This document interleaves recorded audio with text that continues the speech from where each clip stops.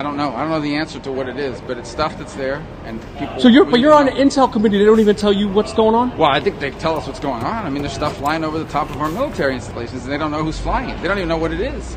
So that's a problem. We need to find out if we can. So wait, just a quick question, man. Everyone thinks we're the smartest out there in the universe, but are the aliens possibly smarter than what we are right now? Or is it... Well, if they made it all the way here, they probably are, yeah. They're probably more advanced. If they can get here and we can't get there, that tells you they're more advanced. But I don't know if there are aliens. I don't know if they've ever visited here. I'm not, when you talk about that stuff, everybody gets, stigmatized about it, and no one wants to sound weird. My thing is very simple. We don't know what that stuff is that's flying over the top of our installations. Let's find out. Maybe it's another country, and that would be bad news too. But let's just say, hypothetically, one last question, man. Hypothetically, if somebody comes down, there's aliens. Should Biden and should the government, should we try to be friendly with these folks, or should we look at it as I haven't given this. We have. Shalawam. First thing and foremost, I'm going to give all praises and glory and honor that's due to YAHAWAH BAHASHAM YAHAWASHI, BAHASHAM YAHAWASHI. Double honors to the elders and the apostles of great millstone. Peace and blessings and salutations to the hopeful elect, noise in the gospel, broad lifting up the standard of YAHAWAH BAHASHAM YAHAWASHI. It's the Akim halalyam coming back. The post Passover lesson. We was actually gonna do a camp thing, through the spirit, but I guess brothers, it was just the spirit just kind of heavy tonight, as far as just focusing and reflecting. So we didn't put out a Passover lesson as far as with a camp. That was the plan, but brothers' spirits were just kind of more reflecting, But some good things happened tonight, man. After we shut down the PASACH, the spirit had us to go outside, right? And now, kid you not, it was literally cloudy out. You had kind of overcast in the heavens, and the full moon is out because the second week of the 14th day of evening, full moon is bright as hell right now. All right. So anyway, so we were just out there looking, and I thought I seen a chariot through the clouds, and then I said it to myself. I said, I look like a chariot. So I kid you not, man. We was like on a brother's back balcony. We went downstairs in the backyard. I kid you not, man. We was literally seeing chariots go back and forth to and fro for like an hour straight. I say within that hour after we shut down the Passover, we went to the backyard. We've probably encountered about 10 chariots, man. Just moving, going back and forth, disappearing, reappearing, meeting each other, flying in formation, lights popping on. It was beautiful, which shows you through the spirit that the Lord is getting ready to bust a move on his wicked place. Because, hey, what it tells you in the scriptures, man, it tells you that the night of the Passover, that the death angel was going to come.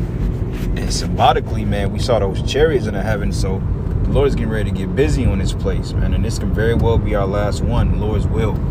Because, we're ready to keep the Passover in our homeland, but being here, it's vexing, but that uplifted brothers' spirits, man, because, brothers was in a very heavy spirit, and it's quite normal the week of the PASACH that, brothers are in a heavy spirit, they're in a more reflective spirit.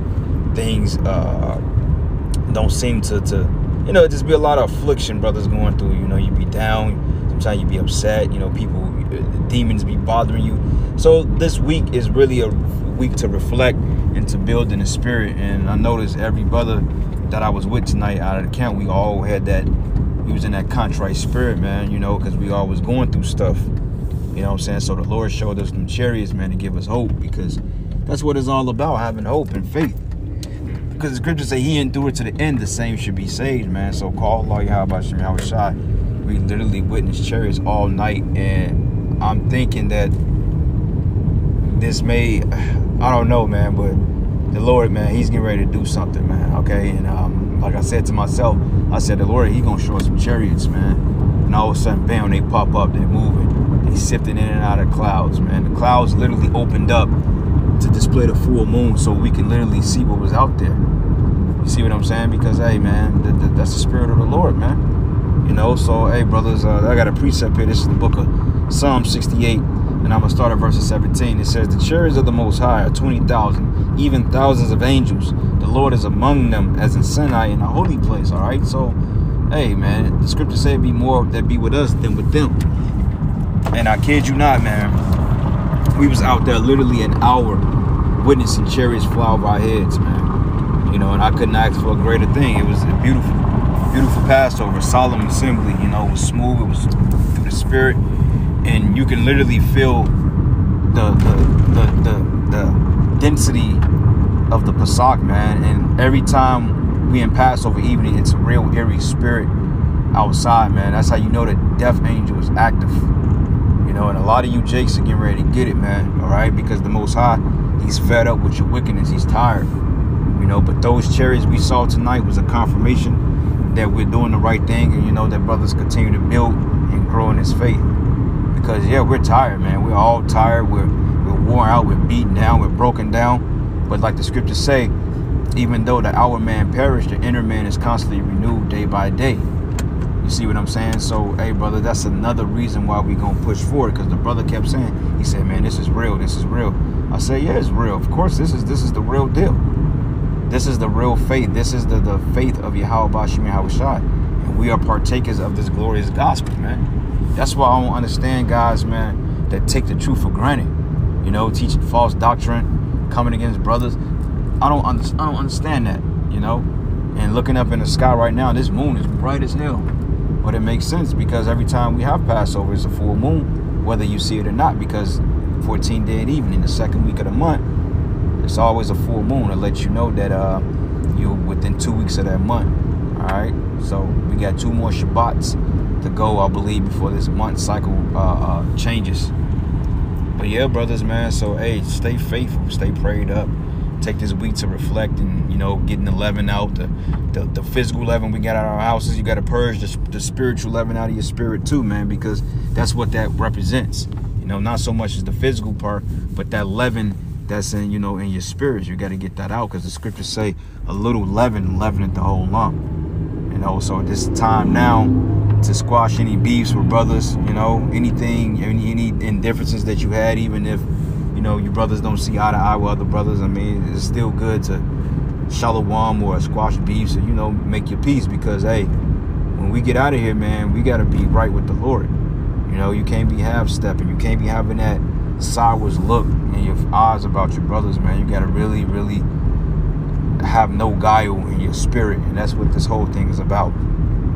So throughout this week, man, we just got to reflect on being better Israelite men and women. Those of you women that believe and that's into know and that, you know, may have husbands in this thing or, you know, that partook in the PASACH, this applies to you too. You have to grow in the spirit as well. You see what I'm saying? Women, you are coming into your role as being women of the Lord, and you have to know and how to grow as well. All right, this is not just a man thing. This is a nation-based type thing. Okay, so hey, you can't expect a man to do all of the work and then you're not growing. You women, you got to grow too, okay? Because you're going to be held just as accountable as we are. All right? You're held accountable for doing your job too. You have a work to do in this thing too. You know what I'm saying? Being submissive to your husbands, taking care of the house. You know, those of you that may not be married, supporting the ministry, supporting the brotherhoods. You know, doing what you can to help out. You know, those of you sisters that got husbands, you support your husband. You know, you make sure he's good. You make sure that he's attended to all the time, you know, when he needs it. You know, support him, have faith in him, encourage him to keep going. Don't be like these women of the world, man, that's discouraging. Because I tell you just like this, man, we got a lot to deal with in the world, you know, our daily lives and dealing with this truth. We don't get enough comfort. So the last thing a man needs is his woman to be a damn headache. So do the Lord a favor by supporting your man in this thing and uplifting him. Even when he's at his weakest and his most down, build him up, man, because that's what you're there for. You're there to be a comfort, a helpmeet. You know, don't be an extra burden on him because, like I said, us as men of color, we deal with a lot of madness. All right, you know, working, coming home, paying bills. You got the whole world is against us. Last thing we need is our own house against us too. So you women that's in to know you got husbands that's in his faith, then hey, you know, attend to that man. Even if you sisters that's in this thing and you may have a husband that's not in the faith, you still by law have to treat that man right. All right, however the Lord has it, whether he wakes that man up or destroy him, ultimately he can get salvation through your belief if he's converted over and believe, you know. So your conduct can win the conversations of the husbands if you're walking in a convincing manner. If the Lord is dealing with him, if the Lord ain't dealing with him, he ain't gonna have mercy on the dude, then the Lord is gonna destroy him. you know, then hey, that's one thing. But you know, you just got to work with them the best way you can. I know it sucks to have an unbelieving husband, and it sucks to have unbelieving wives, but unfortunately, that's the vote of the battle. It happens, you know, because you're gonna have people that's gonna wake up at the last second. And then, for a lot of women that's unbelieving, that's with the man. A lot of our women ain't gonna make it either, you know. And a lot of you women that deal with unbelieving men, a lot of your men ain't gonna make it. That's the balance of it, you know. But hey, you still got to do your part. You know, because hey, we all are gonna be held accountable for the Lord, for this work. All right. So anyway, let me bring this precept out. More with us. All right. So this is the book of 2 Kings 6, and I'm gonna start at verses 16. It says, "And he answered, Fear not, for they that be," it says, matter of fact, it says, fear not, for they that be with us are more than they be with them. Right. So really, brothers, they say it's strength in numbers, and in many cases that is true. But we have the angelic forces on our side. Okay, we have the angels that's vouching for us. We have the angels that's looking over us, that watching over us for the betterment. So it appears that we may be outnumbered, but guess what? When Esau rolls in as a flood, the Lord gonna lift up that standard. Man, things are gonna happen out here, Akim. You see what I'm saying? So yeah, you know, Esau comes in with his military. You may feel like, damn, it's 100 against one guy. But remember, the scriptures say one of you should put 100 to flight. 10 of you should put 1,000 to flight. You see what I'm saying? So hey, brother, it'd be more with us than with them. You know, don't be discouraged. And that proved that tonight when we saw those chariots in the sky, because they was just popping up which way for Monday.